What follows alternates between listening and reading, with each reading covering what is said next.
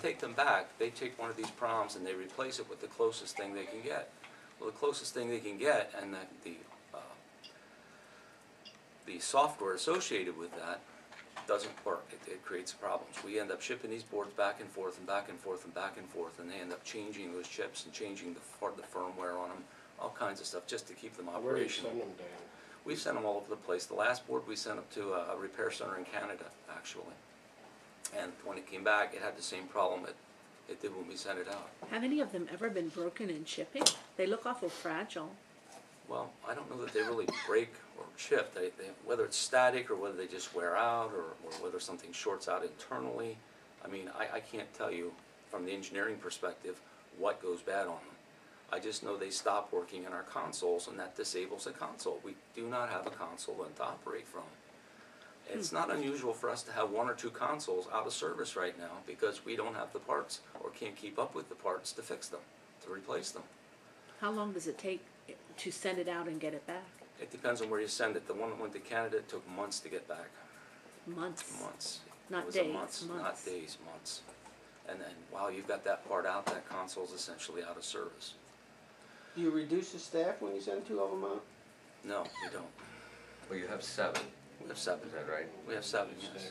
And you're staffing with normally? Normally we staff 5, except for special occasions or if we're in training. But the point being, if there was a real emergency and you had to bring in extra people to staff all 7, We would not have they 100% would not be available. functionality. That's the thing. This essentially controls our radio, controls our backup paging, it controls a lot of things within the comm center.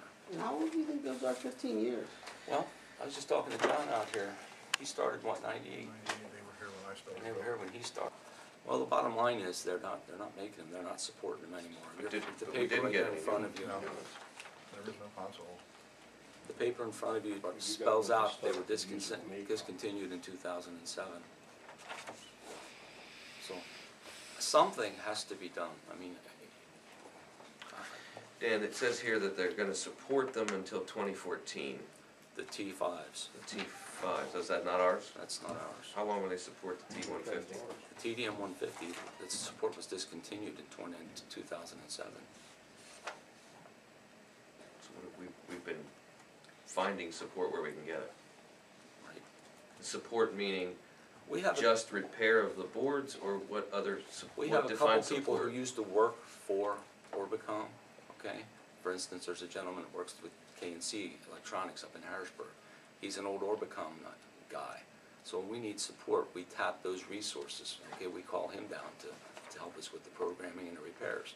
And then the technicians get their heads together and start looking for the parts that they need to replace. We haven't been able to get boards for these things for the last couple of years. So that breaks down to component repair. And then it becomes a matter of whether the components are available or the right version of components are available. And we plug these boards in, and then without the wrong component, and all of a sudden the transmit's hanging up, or it's not transmitting, or it's locking up a console. They got to reboot the whole console to get it back out and get it working.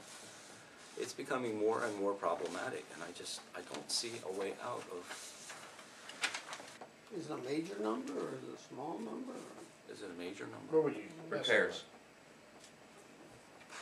I'm going to throw a swag out there and say maybe $10,000, but that's not the issue. The issue is not being able to get the parts to repair it. That's the issue. You know, if we So what the parts are coming from a used market, or are there some new on the shelf out there? There's no new ones on the shelf that we've been able to find. Okay, we've been able to scrounge a couple used ones from the old Orbicom dealers and things like that. But each one of these things, like I said, has to be set up specifically for our console. So I can't just take a card out of an Orbicom TDM 150 and plug it in. It's got to have certain serial numbers, certain firmware upgrades in order to be compatible and to play nice with our system. And it's just getting to be more and more problematic. I don't know how else to say it. We're going to reach a point where we can't fix a console. Okay? Right now we've got 1 down for sure, and I think we've got 2 down. That's my question.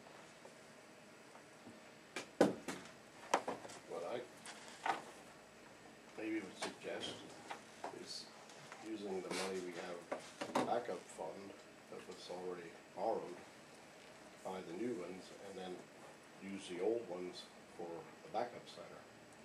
Well, if they So- can't get ports to here, how are they gonna get ports Well, out there? You're not gonna have 7. Well, the other problem, Larry, is incompatibilities. Some of the features that we should have on here, we don't have.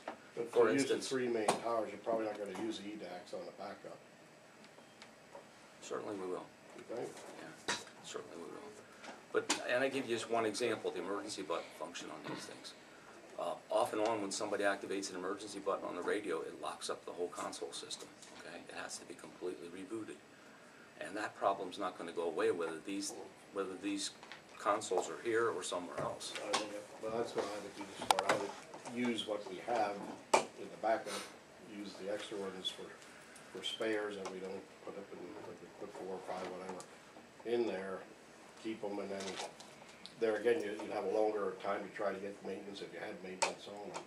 But if we're confident they're gonna work out there, then we ought to be just as confident they're gonna work down here. Well, and not only that, those aren't just gonna sit there and not get used. If I remember the plan, you're gonna have some people here and some people there. That's not the plan at all. And then we had, It's a backup center. We But don't it's use going to it. get used. it was going to get used for training purposes, it would get used in emergencies when we need more people at consoles. It would function the same way as it would downstairs.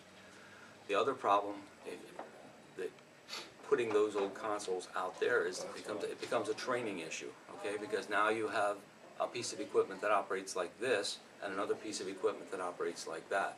And it's like switching back and forth between an Apple and an IBM computer, okay?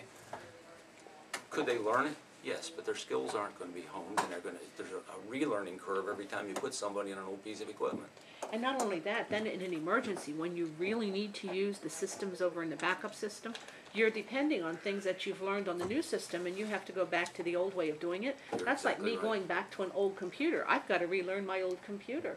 You can't do that like this, and when you're in an emergency situation, you have to act immediately. You can't afford to go back and The history of the use relearn. of these